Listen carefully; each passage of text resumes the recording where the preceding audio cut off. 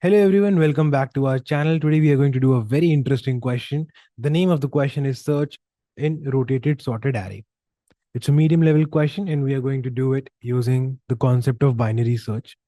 Let's have a look at this. So there is an integer array nums sorted in ascending order with distinct values.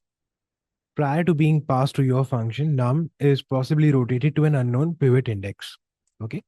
So such that the resulting array is nums of k plus 1, nums of n minus 1, nums of 0, nums of 1, and so on. I'll give you an example for the same. Okay. So they have given in this example, if the sorted array is 0, 1, 2, 4, 5, 6, 7, might be rotated at pivot 3 and becomes 4, 5, 6, 7, 0, 1, 2. So basically, what they're trying to tell you is there's a sorted array. 1, 2, 3, 4, 5, 6, 7. Okay. This is the sorted array. Before it is passed on to you, it can be rotated to a certain degree. After one rotation, this is what it looks like. One goes to the end. Okay. So it starts from 2, 3, 4, 5, 6, 7, and 1. After another rotation, this is what it will look like. 2 would go to the end now. So it would start from 3, 4, 5, 6, 7, 1, 2. Let me show you one more rotation. So if you put another rotation into it, what this would look like is 3 would go to the very end. So it looks like 4, 5, 6, 7, 1, 2, 3. So there are basically two parts of this array. Both the parts are rotated. There is a first part that is still over here, and there is the second part. Okay, that has come to the end after the rotation. Both are sorted within themselves. So it is 1, 2, 3 sorted, it is 4, 5, 6, 7 sorted. You have to find a particular number in this array. Now, linear search is quite basic. You can look at every single number and find if that number matches your target or not. Let me write a small pseudo code for the same so that it's completely clear to all of you. But the problem with linear search, we all know, is the time complexity of O of n. Here, they're going to expect a time complexity of O of log n, which only binary search can give you. So first of all, you just iterate. You don't have to do much. You iterate the array from start to the end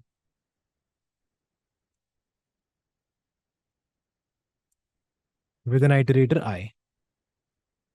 While you are iterating, what you have to do is you have to simply check if the current number a of I is equal to your target. You can simply return I because this is the index where you have found that particular number. That's it. The problem with this approach is that its time complexity is O of n. There is no other problem. It is going to solve every single one of your test cases. Let's try to optimize this. So optimization in searching, we all know there are only two algorithms in searching in an array: linear search, binary search. You want to optimize, you go for binary search. But how do we apply binary search? We know that we can apply binary search in a simple sorted array, that we all know. But how do we apply it over here? So to understand that, what I'll try to explain you is that binary search is nothing but a two-pointer approach. Okay, what I'm saying is binary search is a two-pointer approach. How? We have 3 pointers in it. Basically, we have 2 pointers, start and end, between which we are considering the array where the number can be. And we have to move those arrays. So to solve any two-pointer approach question, we need two answers, right? First is where to put the array or where to put the pointers.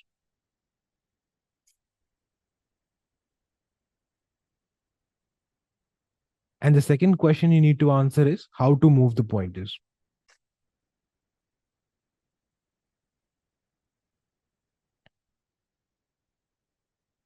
Okay.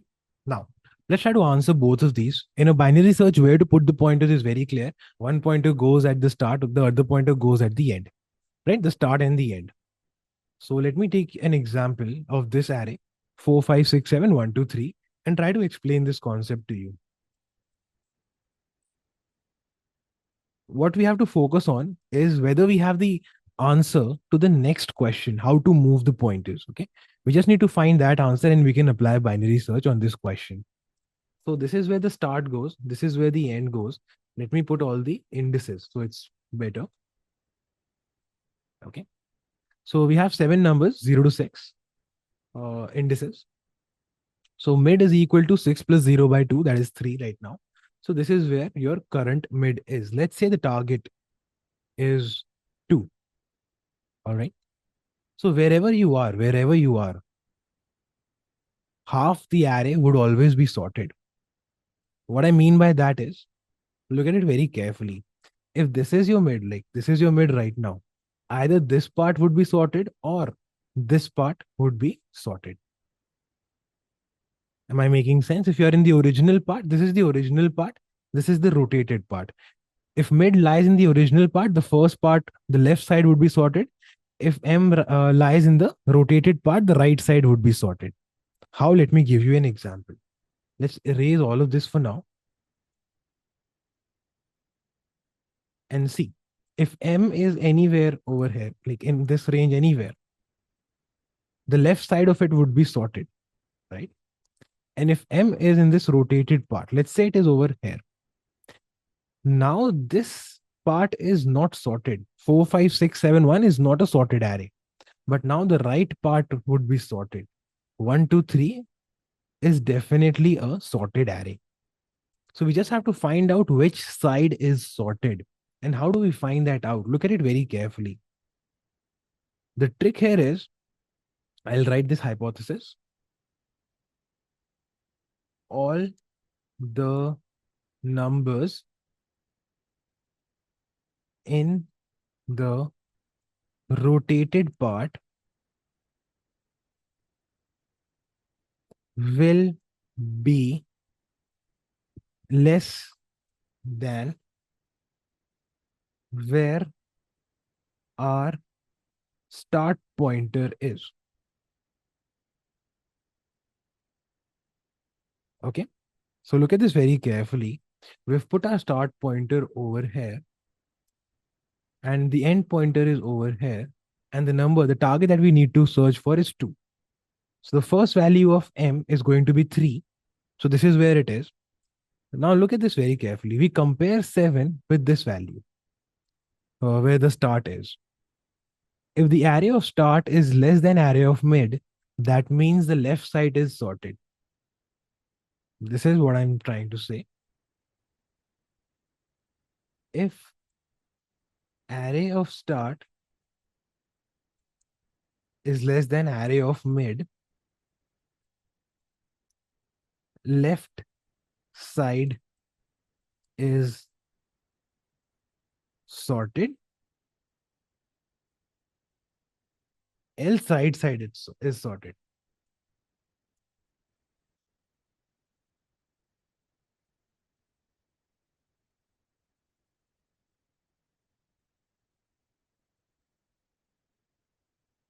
Okay, so let me take that example. So now which side do we search in? So we see whether the target is between 4 and 7 or not. The target should be greater than equal to S and less than equal to M. Is that the case? That is not the case, which means that the target does not lie between S and M. It has to it has to lie on the right side.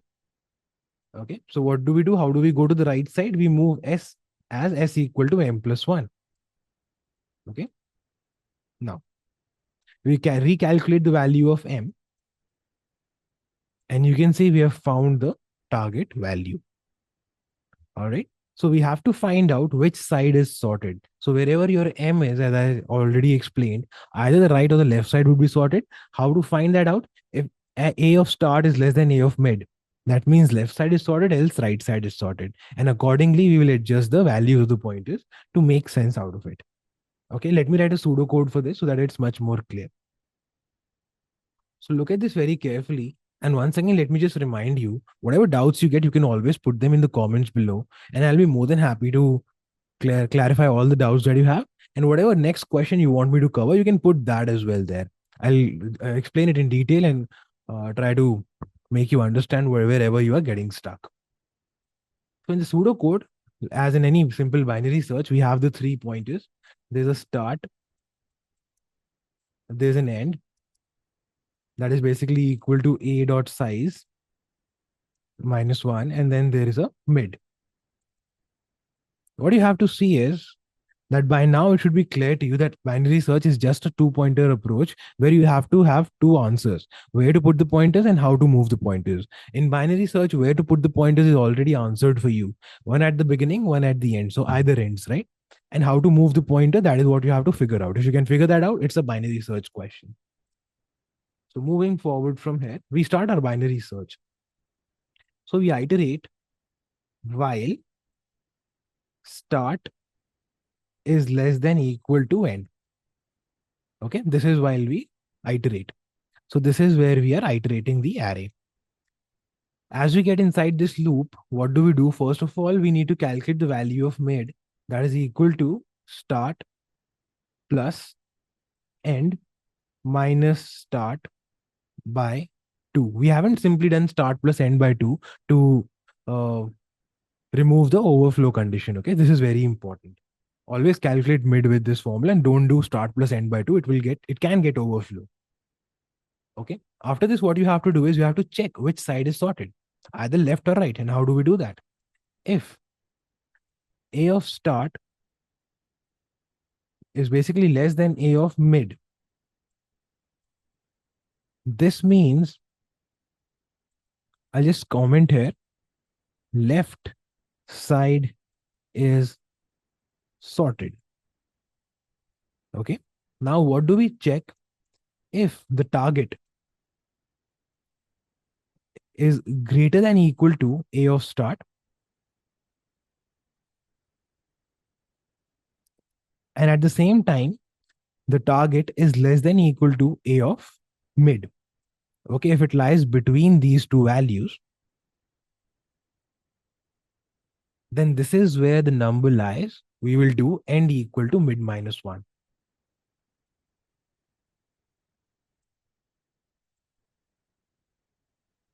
Okay, but before checking this, we can check whether the current number is equal to target or not. Okay, we can simply check that first. So this is C, and in B we are simply checking if a of mid is equal to the target. In that case, we can simply return mid. All right. So in the else condition over here, if the target does not lie between these two values, the target must be on the right side. Okay. So in that case, what we do is we make start equal to mid plus 1. Otherwise, else. So as I told you, either the left side is sorted or the right side is sorted. If the left side is not sorted, else means the right side is sorted. So I'll just make a comment over there as well. The right side is sorted. If this is the case, what do we do? Inside this else, again, we simply have to check if the target is greater than equal to a of mid, and at the same time target is less than equal to a of end. If this is where it lies, we narrow down our range of search and make start equal to mid plus 1. Otherwise, it must be on the left side somewhere. So how do we go on the left? By making end equal to mid minus 1. So this is the logic behind the whole thing. We're using binary search, and we also know how to move the pointers now. How are we doing that? We are figuring out if the left side is sorted or right side is sorted, and accordingly, we are making the conditions to move the pointers. Let me just move on to the code so that it's more clear to you. All right, everyone, let's start coding this particular problem. So we have to run a binary search. So we need the 3 variables that we have. Start from 0 and at nums.size minus 1. And then we have mid. While start is less than equal to end, we are going to run this while loop. First of all, let's calculate the value of mid. That is equal to start plus n minus start by 2. Now let's check if mid indeed is the answer. So nums of mid, if it is equal to the target that we are looking for, then we can simply return the value of mid. Otherwise, we have to check whether the right side is sorted or the left side is sorted. So how do we check this? If nums of start is less than nums of mid, then this works. This means the left side is sorted. If the left side is sorted, let's put the if and else condition.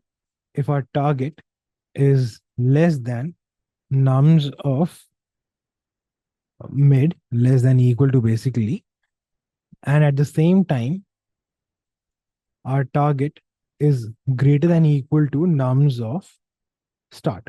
That means it lies somewhere in between these two values. So this is where we will find it. So we will make end equal to mid minus 1. Otherwise, we will find it in the right side. So we make start equal to mid plus 1. In the else part, it means that the right side is sorted.